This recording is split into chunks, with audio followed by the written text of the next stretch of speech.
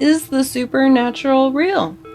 Honestly, I have no idea, so I'm not going to pretend that my memories are factual or caused by something that can't be logically explained. But these are my memories, and they're of real encounters with something that I can only think to refer to as darkness. Now, do I believe this to be the actual embodiment of darkness? No.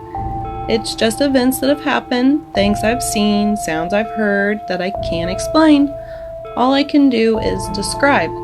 Now, some of these encounters, they have haunted my mind for years. So to cope with them, back in August of 2018, I wrote and published twisted versions of my nightmares. It was a huge jump for me, but storytelling was, it's always been a passion. And I can thank my great-great-grandfather for that one. I called him Papa B though, and Papa B and I spent a lot of time together, mainly because my mom paid him to babysit me while she worked. But regardless, we had a special bond. But you know who I did not have a special bond with? Mama B. For whatever reason, I got under her skin with just my presence. I have never been able to understand it. But Papa B would take me up to his study and tell me stories to keep me entertained. Sweet, right? Kind of. Not really. Papa B only ever told me scary stories, and none of them had a happy ending. But regardless of me being so small, I loved them. His ghost stories were always the highlight of my day. Even though I was little, I knew they were fiction. And I couldn't wait to repeat the tales to my friends and scare the bejeebus out of them.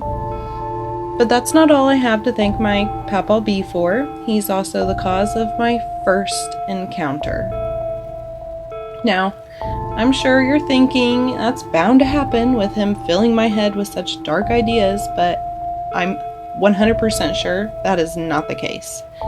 Because this event took place years after the storytelling began. See, this started to happen right after he died.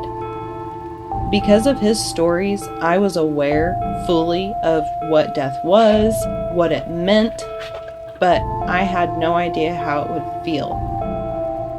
I lost my best friend, my only friend, and the only adult I felt like that actually listened to me.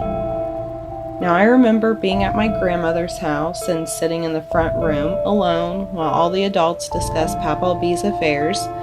And my grandmother, she had this shelf that she dedicated, with just full of pictures of Papa B. I mean, he was her dad, after all. So I decided I would focus on the memories that were captured. I missed him so much. But there was this one photo that stood out. In my gaze, it just kept being drawn to this one photo. It looked like it was just taken a few weeks before he died, which was really odd because we weren't really the type of family that would or could afford to just have pictures taken for no reason. There wasn't an anniversary or any type of celebration that would have justified, spending this kind of money on a professional photo of just Papa B in a suit. And honestly, my family had no idea that he was sick. He didn't even know. One day he was here and one day he was gone.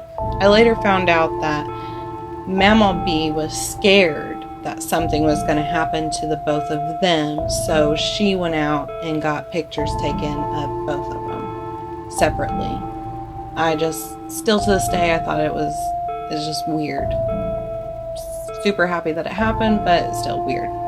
Now, I couldn't understand it, but I was so thankful it was done because he looked like I remembered him, not like he looked when he was laying in that casket. And at first I thought the mystery behind the photo was why I kept looking at it, but that is not at all why. I was staring at the photo next to his recent portrait, and that's when I realized what was happening. He was moving in his photo. Right as my eyes locked onto his, he tilted his head and then winked at me. I didn't feel love or good, nothing pure radiated from that photo. All I felt was darkness, and it was so thick that I couldn't even scream. I just ran to the bathroom and locked myself inside and cried.